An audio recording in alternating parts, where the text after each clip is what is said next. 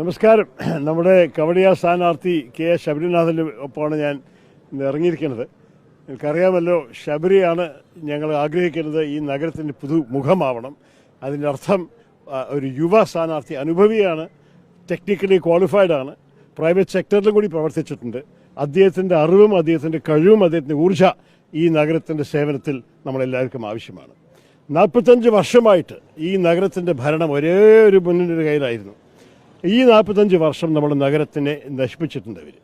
പല വിധത്തിലും നിങ്ങൾക്ക് അറിയാം യാഥാർത്ഥ്യം.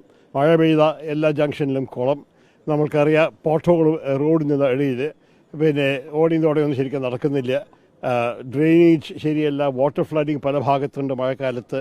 നിങ്ങൾക്ക് എല്ലാവരുടെയും അറിയാം നമ്മളുടെ ഓരോരോ പ്രശ്നങ്ങൾ ജനങ്ങൾ അനുഭവിക്കുന്ന. മാലിന്യം എവിടെയും ഇല്ല, മാലിന്യം എല്ലാവരുടെയും ഉണ്ട്. ആ സ്ഥിതിയിൽ നമുക്ക് ശരിക്ക് എഫിഷ്യൻ്റായിട്ട് ഒരു രാഷ്ട്രീയക്കാരൻ മാത്രമല്ല ഒരു മാനേജറായിട്ട് നടത്താൻ നമുക്കൊരു ആളെ ആവശ്യമുണ്ട്. അതിനാണ് നമ്മൾ കവടിയാറിൽ കെ ശബരിനാഥനെ നിർത്തുന്നത്. എനിക്ക് നല്ല പരിചയമാണ് ശബരിയെ. 10 വർഷം കൂടുതലായി അദ്ദേഹത്തിനൊപ്പം ഞാൻ സഹകരിക്കുന്നു. അദ്ദേഹത്തിൻ്റെ കഴിവ് എനിക്ക് നല്ലോണം അറിയാം.